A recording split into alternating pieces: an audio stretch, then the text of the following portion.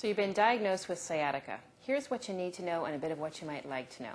So sciatica is a pain that comes from your spine. I have a spine model here. And in the spine we all have bones, and in between the bones we have little pillows. Those pillows act like shock absorbers for our spine, and unfortunately sometimes those pillows protrude out. We call that a herniated disc.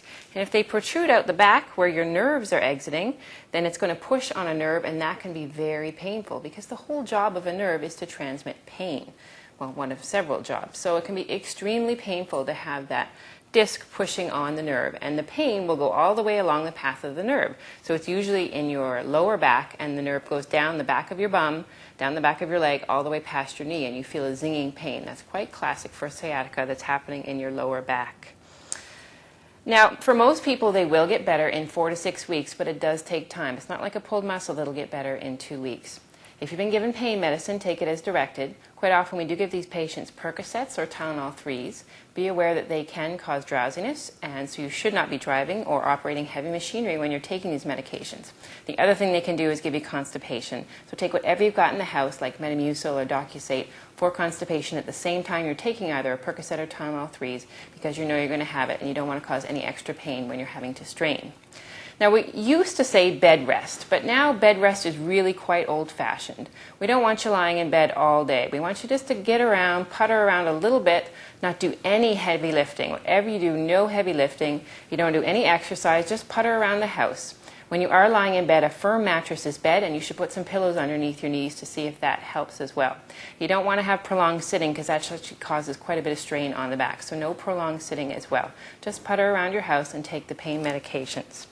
Now, something that can help after a couple of weeks if things aren't getting better is physiotherapy. See your family doctor about that if you're finding that pain isn't getting better very quickly.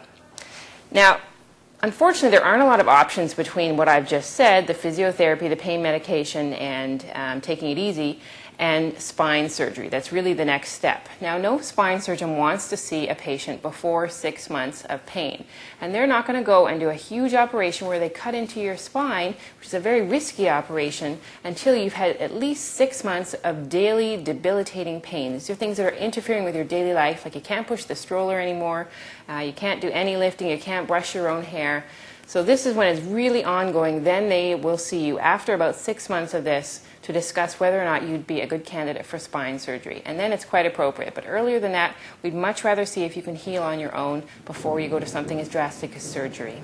Now, reasons to come back to the emergency room include difficulties with urination. So if you're not able to pee, you need to come back to the emergency room. That's after 6 hours or more than a longer period. If you're incontinent of stool, that means that you're pooping without meaning to, that's another reason to come back to the emergency room. That's reason number 2. Reason number 3 would be weakness in one or even more so both of your legs. Both of your legs are weak and you're not able to stand on them. That's a reason to come back to the emergency room. Reason number 4 would be numbness in the top part of your inner thighs on both sides. We call that saddle anesthesia because it's in the distribution of a saddle if you were sitting on a saddle. So that's reason number 5. And reason number 6 would be a fever. That's 38.0 degrees in Celsius or 100.4 in Fahrenheit. Those are all reasons to come back to the emergency room if you've been seen and diagnosed with sciatica. I'm Dr. Atzema, and those are my discharge instructions for sciatica.